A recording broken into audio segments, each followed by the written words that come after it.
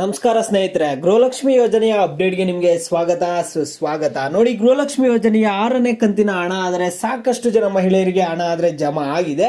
ನಿನ್ನೆನೂ ಸಾಕಷ್ಟು ಜನ ಮಹಿಳೆಯರಿಗೆ ಹಣ ಜಮಾ ಆಗಿದೆ. ಇವತ್ತು ಕೂಡ ಮಹಿಳೆಯರಿಗೆ ಹಣ ಆದರೆ ಜಮಾ ಆಗಿದೆ.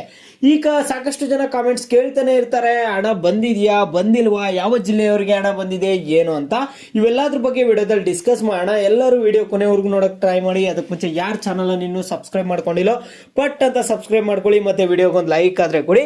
ನೀವು ಕೂಡ ಸಬ್ಸ್ಕ್ರೈಬ್ ಲೈಕ್ ಇಂದ ನಿಮ್ಗೆ ಇದೇ ರೀತಿ ಕಂಟಿನ್ಯೂಸ್ ಅಪ್ಡೇಟ್ಸ್ ಆದ್ರೆ ಸಿಗ್ತಿರುತ್ತೆ. ಈಗಾಗಲೇ ಯಾರು ಸಬ್ಸ್ಕ್ರೈಬ್ ಲೈಕ್ ಮಾಡಿ ವಿಡಿಯೋ ನೋಡ್ತಿದ್ದೀರೋ ಎಲ್ಲರಿಗೂ ನನ್ನ ಒಂದು ಹೃದಯ ಪೂರ್ವಕ ಧನ್ಯವಾದಗಳು. ನೋಡಿ, ಈಗ ನಾನು ಡೈರೆಕ್ಟ್ ಟಾಪಿಕ್ಗೆ ಬರ್ತೀನಿ. ಏನಂತ ಅಂದ್ರೆ, ಗೃಹಲಕ್ಷ್ಮಿ ಯೋಜನೆಯ 6ನೇ ಕಂತಿನ ಹಣ ಏನಾಗಿತ್ತು ಅಂದ್ರೆ ಒಂದು 50% ಮಹಿಳೆಯರಿಗೆ ಮಾತ್ರ ಜಮಾ ಆಗಿತ್ತು.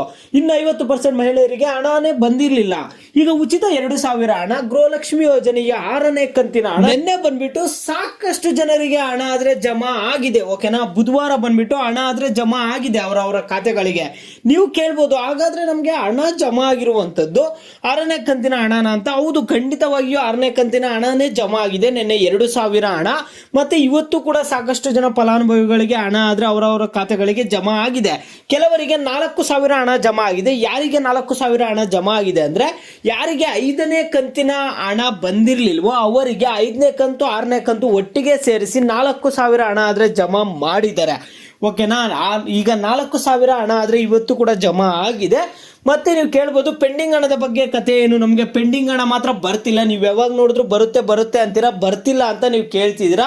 ನಿಮ್ಮೆಲ್ಲರಿಗೂ ಗೊತ್ತಿರೋದೆ, ಮತ್ತೆ ಹೇಳ್ತಿದ್ದೀನಿ ನೋಡಿ. ಏನಂತ ಅಂದ್ರೆ, ಇದ್ರ ಬಗ್ಗೆನೇ ಒಂದು ಮೀಟಿಂಗ್ ಆದ್ರೆ ನಡೆಸಿದ್ರು. ಲಕ್ಷ್ಮೀ ಹೆಬ್ಬಾಳ್ಕರ್ ಅವರು ಒಂದು ಮೀಟಿಂಗ್ ನಡೆಸಿದ್ರು ಮಹಿಳಾ ಮತ್ತು ಮಕ್ಕಳ ಕಲ್ಯಾಣ ಇಲಾಖೆ ಅವ್ರ ಜೊತೆ. ಆಗ ಲಕ್ಷ್ಮೀ ಹೆಬ್ಬಾಳ್ಕರ್ ಅವರು ಒಂದು ಇದಾದ್ರೆ ಹೇಳಿದ್ರು, ಅವ್ರಿಗೆ ಒಂದು ಸ್ಟೇಟ್ಮೆಂಟ್ ಅನ್ನ ಕೊಟ್ಟಿದ್ರು. ನನಗೆ ತುಂಬಾನೇ ಕಂಪ್ಲೇಂಟ್ಸ್ ಬರ್ತಿದಾವೆ ಜನರ ಕಡೆಯಿಂದ.